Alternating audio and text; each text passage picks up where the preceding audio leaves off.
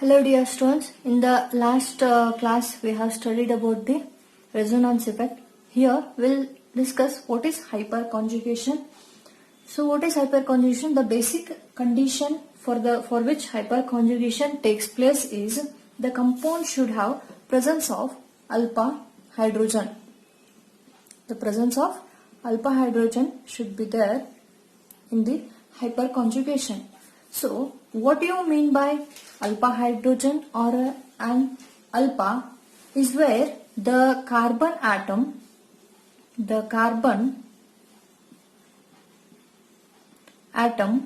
to which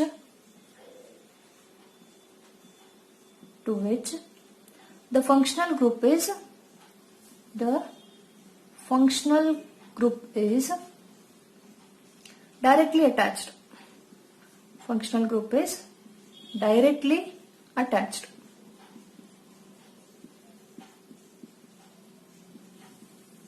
So what do you mean by alpha hydrogen? The carbon atom to which the functional group is directly attached. So we can take an example, this one. Okay. So this is the functional group.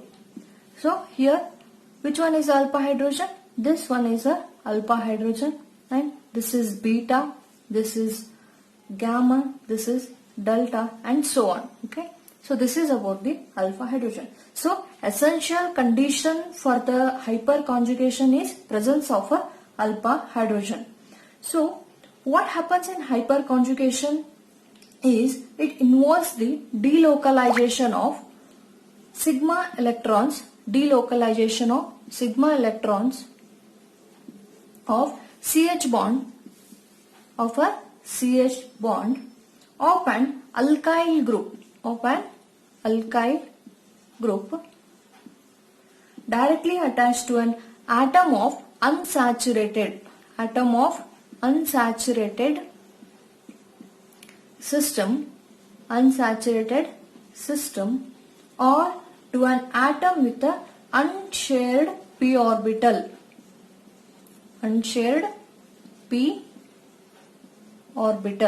So what happens in the hyperconjugation? It involves the delocalization of sigma electrons of a CH bond of an alkyl group directly attached to an atom of unsaturated system or to an atom with an unshared p orbital. We can take an example of propene, that is CH3 CH double bond CH2. This is propane. Okay, I'll write it in CH2 double bond here. Okay, hydrogen. So where is the alpha hydrogen here? So this is our functional group.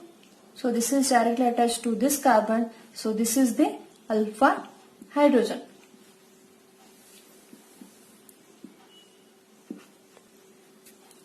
Here we will see that some facts and about the resonance effect. In resonance effect, we have seen that CH3 is a electron donating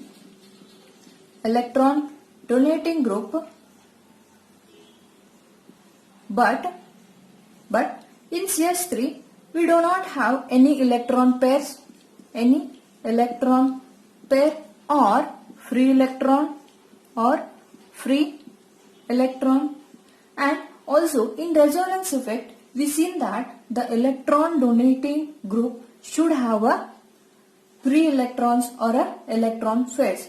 So question is here is that why CH3 is a electron donating even though it don't have electron pair or free electrons.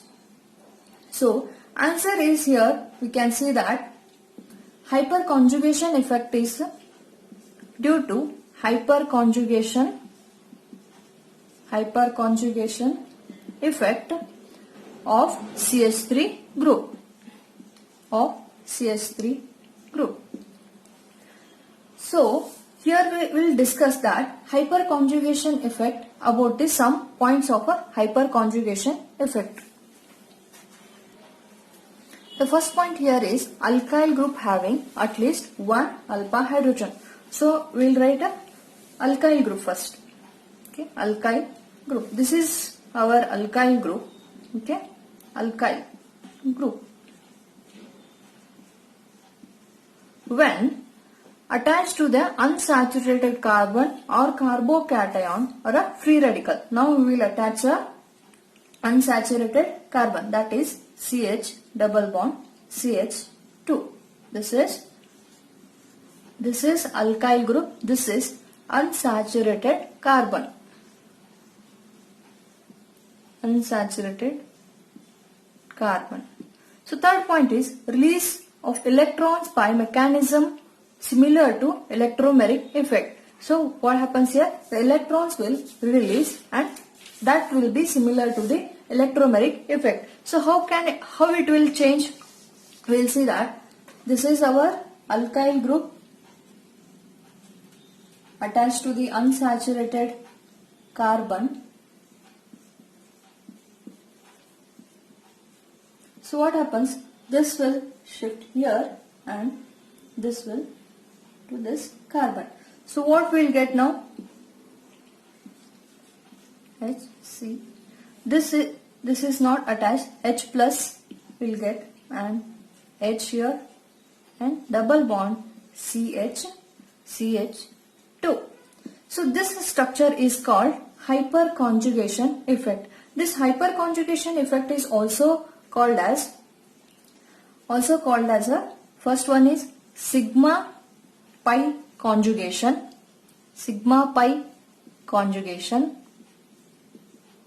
and second one it is also called as no bond resonance,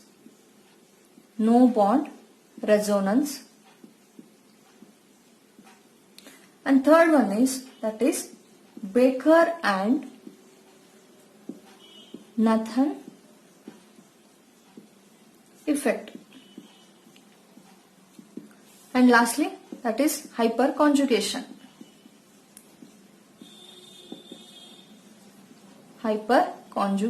So same effect is called by four names, that is sigma pi conjugation, no bond resonance, Baker and Nathan effect, and hyperconjugation. So this is about the hyperconjugation. Thank you.